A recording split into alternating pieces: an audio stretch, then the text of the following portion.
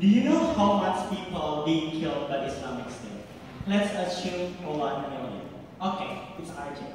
So how are we going to solve that?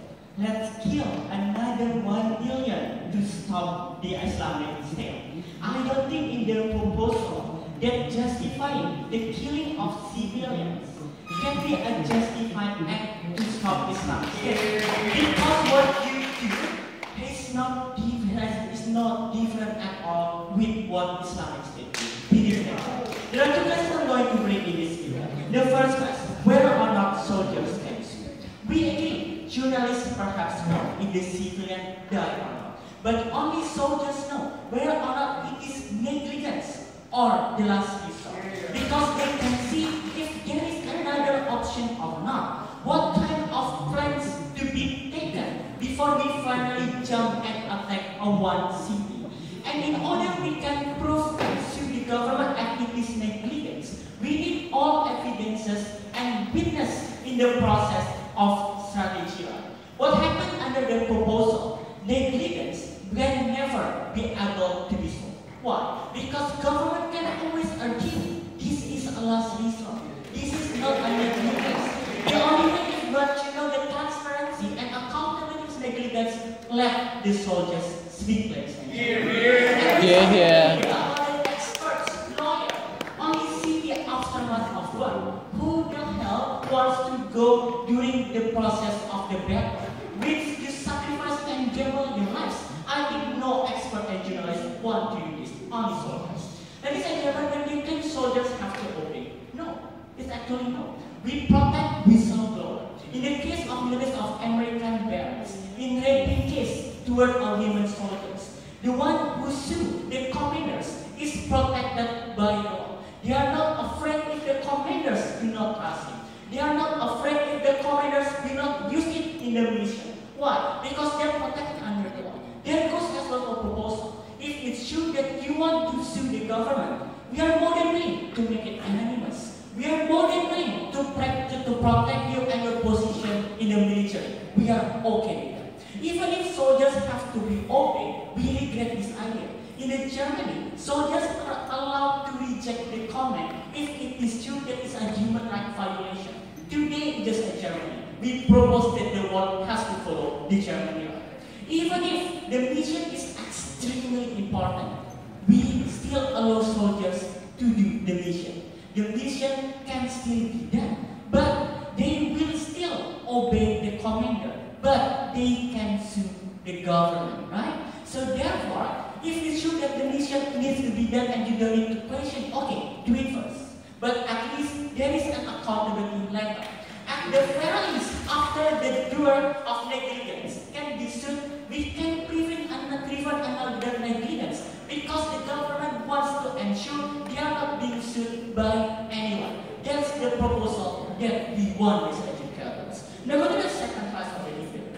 Which proposal can give better effectivity of war?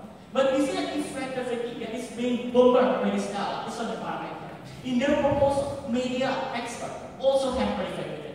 Pressuring the government to stop lobbying, criticizing and create distrust by the society. It harms all effectivity. There's bigger contradicts towards Stella's case. The reason why landmines, semi-commitment are not allowed because we think effectivity is obsolete in modern war. We no longer see the idea why effectivity is important. The reason why right now we do not send nuclear to Islamic State because we appreciate human in Islamic State itself.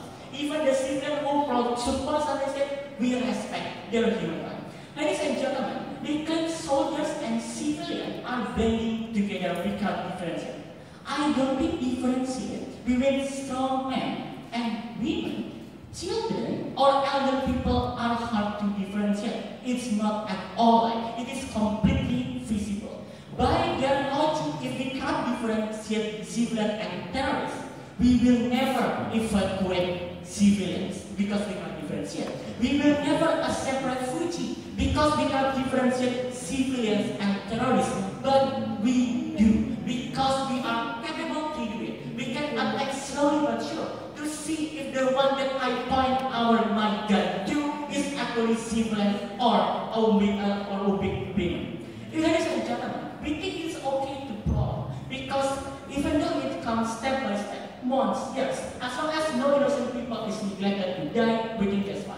But there is comes the whole effect in the proposal.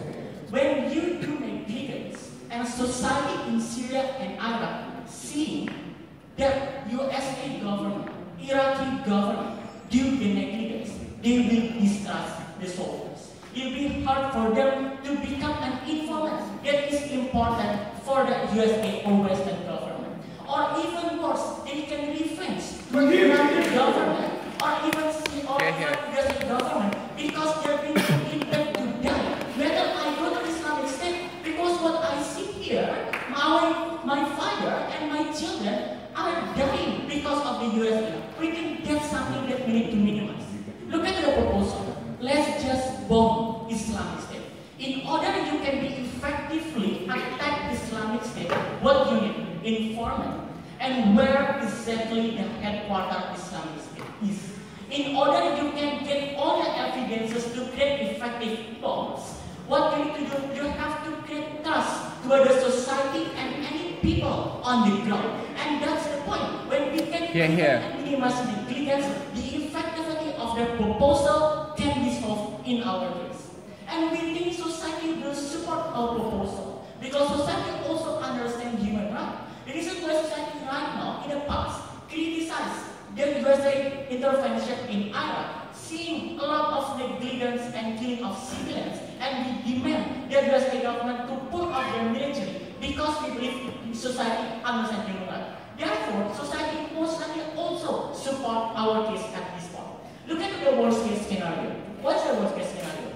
Effectivity and soldiers do not obey. Effectivity on the level, that's all. Even if soldiers do not obey, at worst case, we think not obeying for the sake of saving human are justified. Because what you need, what you do, you are making all humans and soldiers become a robot, which we regret is ironic. Look at our worst case. We are going to prolong the war because we get no informant, which is even worse than this.